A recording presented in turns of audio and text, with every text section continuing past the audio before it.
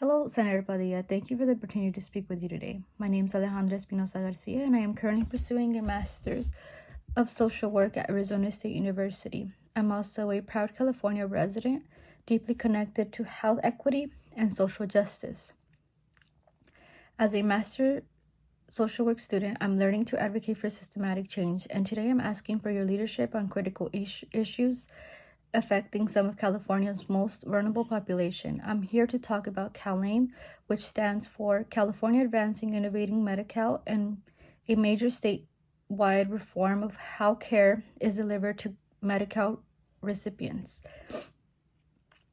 While this is a state-level program, it operates under federal Medi-Cal waivers, which means your role as a U.S. Senator is essential in ensuring it is implemented fairly and equally.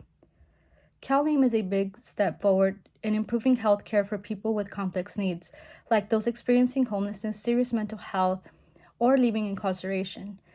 It offers new services such as enhanced care management, ECM, and community supports to help them get care and the resources they need. But there is a serious issue. Not everyone is getting access to these services.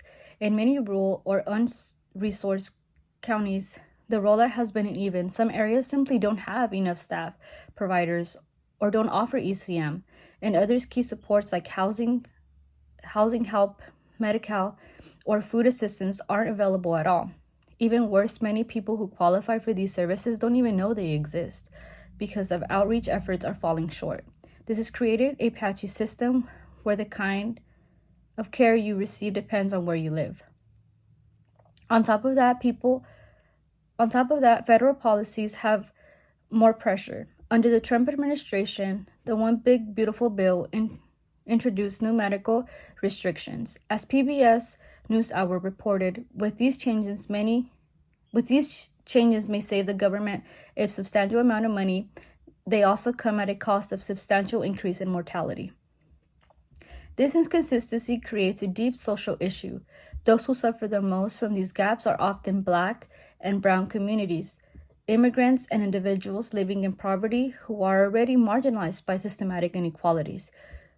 When people can't access the services CalAIM was designated to provide, the consequences are serious, such as preventable ER visits and hospitalization, chronic homelessness, incarceration, and ongoing trauma and instability. This isn't just a policy issue, it's a human right issue. If everyone deserves access to coordinated whole care, no matter the zip code or income level. The good news is that we know these services work when implemented properly. A 2024 evaluation by Health Management Associations found the counties with full ECM and community supports implementation saw a 15 to 20% reduction in emergency room use. Stable housing placements increased by 30% for high-need individuals, and there are measurable improvements in patient fulfillment and health outcomes. Yet currently, only 1 in 5 eligible Californians is enrolled in ECM, and dozens of counties are not offering a full range of community supports. We need to make sure CalAIM works the way it's meant to, not just in well-funded areas, but in every community. That means providing real oversight and support so no one is left behind. Senator Padilla, I'm asking for your support in 3 ways to make sure CalAIM lives up to its promises.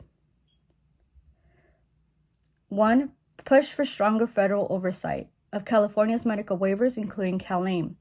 Please urge case managers to require public detailed reporting on who is actually getting access to enhanced care management and community supports, broken down by race, zip code, and eligibility group.